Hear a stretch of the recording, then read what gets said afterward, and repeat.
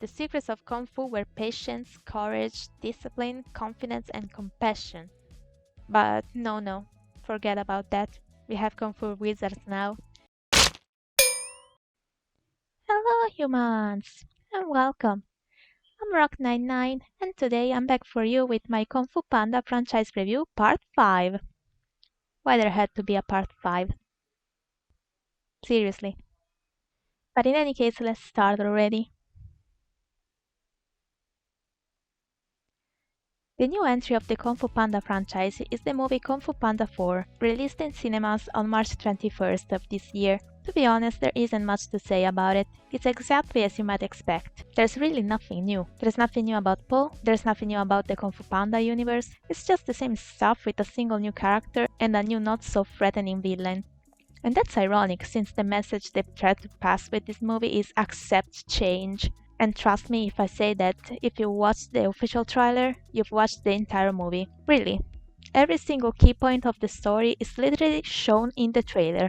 Thankfully, I watched it only after seeing the movie itself.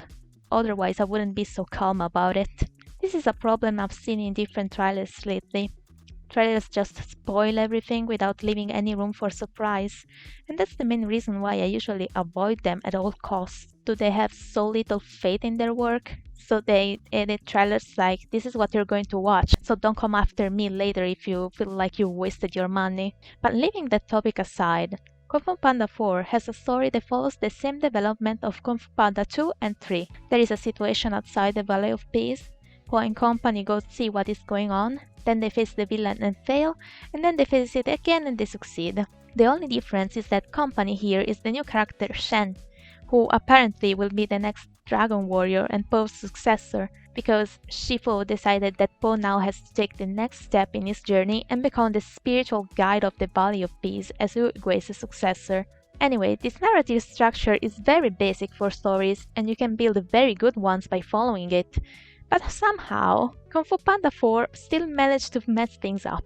The first big issue is that the new villain, the chameleon, is not threatening at all. You can even forget about her until the very last act, where the confrontation with the protagonist happens, and most importantly, her motivation for being a villain is just so weak and makes no sense in this franchise. She's literally the villain because nobody wanted to teach her Kung Fu. Why? Because she's too small. They tried to make her feel like Lord Shen at some point, with her using her subordinates to collect materials to build the cages where she wants to trap the Kung Fu masters, but even if she threatens leaders of bandits for these materials in the city she rules, everybody just lives their normal lives as if nothing is happening. Nothing compared to the atmosphere of terror Lord Shen bandits spread in Gongmen City. Their two citizens live their normal lives, but it's also shown that the bandits robbed them of everything, and the ship proved that they were aware of the situation. But here in this new city, they just showed that there's the police. And about the city, how could they not know who Po is? How could Po fame be regional now, considering he saved China at least twice if we consider the movies the only canon? I mean, I know China is big, but you're telling me that Po defeated the peacock responsible of the panda genocide and Kai that came back from the dead, and all of that was somehow concentrated in a small region? Really? Tai Long was a regional issue. He had a particular hatred towards Jade Palace, its inhabitants and surroundings. Oh, and about Tai Long, at the beginning of the movie, the chameleon presented herself as him, and everybody's like, oh my gosh, she's back. But then, after the jump scare, nobody cares. At least not that much, and rightfully so. They have the regional legendary Dragon Warrior after all, who already defeated Tai Long and demons, demigods, and everything in between. So why should anybody feel threatened by this new villain? And by the way, her evil plan is exactly what Kai did with the Kung Fu Masters. But instead of turning them into Jade soldiers, she literally leaks away Kung Fu techniques from them. And for some reason, she chose evil Kung Fu masters from the spirit world who have already been defeated in the past. Seriously, what is the logic here? Because for me it makes no sense. How could she think that those same techniques will work in a world where Po just exists?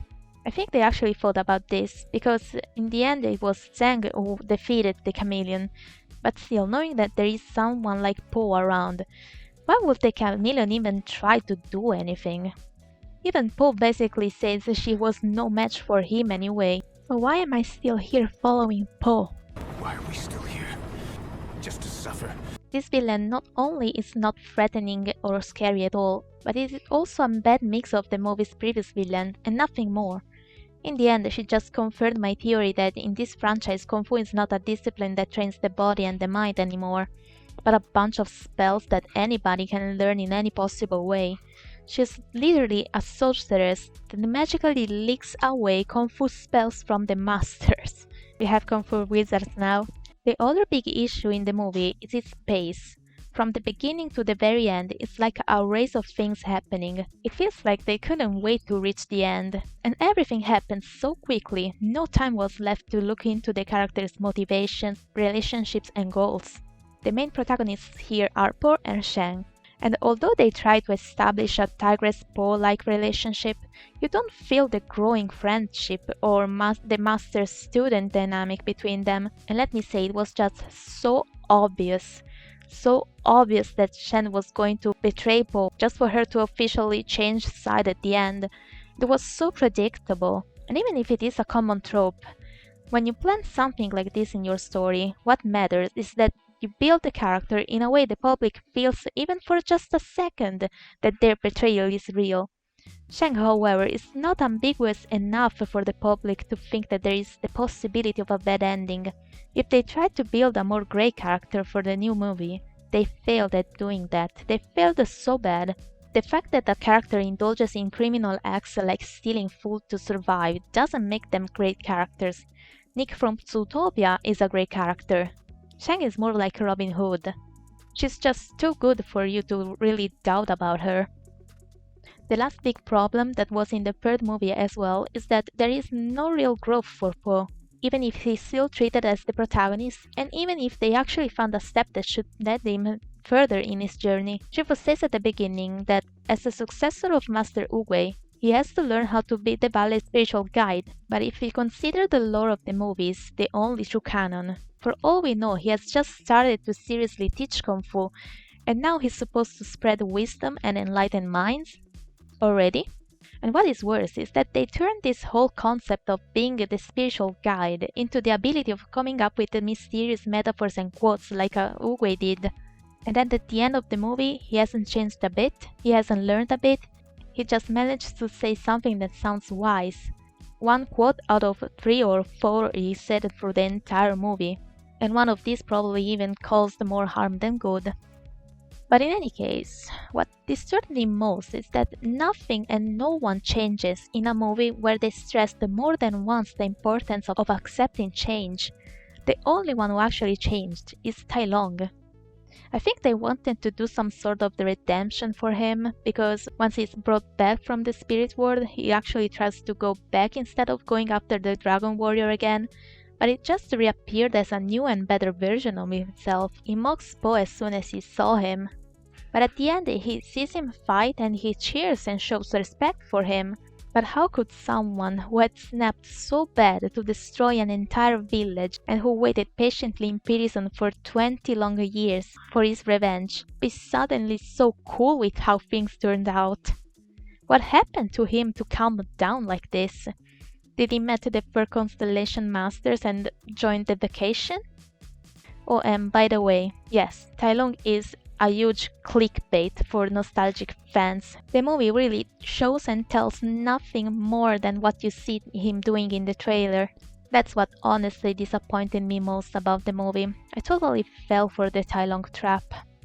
But aside from this detail, to be honest, I personally didn't dislike the movie. Probably because I didn't have high expectations from the start. I could see from the Dragon Knight what they were planning for the future of the franchise. So yes, I'm not surprised and I'm not even bothered. I still believe that the more good movies for Kung Fu Panda could be possible if they actually did something like in the Pulse of Destiny, with Po training a new generation of Kung Fu Panda warriors and leaving the role of the protagonist to finally become the mentor. I think at this point they could have just started focusing on Zhen entirely. Even if without a Panda successor at this point the franchise would be more like Kung Fu Fox. And about that, I liked Zhen. She's cute enough, and definitely more likable than a character like Blade. I suppose that with the message accept change, what they meant was, look, there's Zhen now, so we'll focus on her. Just accept that there won't be the Furious 5 around. However, if you follow the spin-offs so far like me, I think you're already comfortable enough with the idea of the Furious 5 not being around anymore. So not even that is a big change that requires to be accepted. And with this said, at this point I can just thank you so much for watching. Leave a like and subscribe for more, and let me know in the comments what you think, if you agree or disagree with what I said, or if there's something in particular you'd like to mention. For more content, you can come see my lives on Twitch every Tuesday, Thursday, and Saturday, and follow me on other socials. All the links are in the description. Thank you again and see you soon. Bye!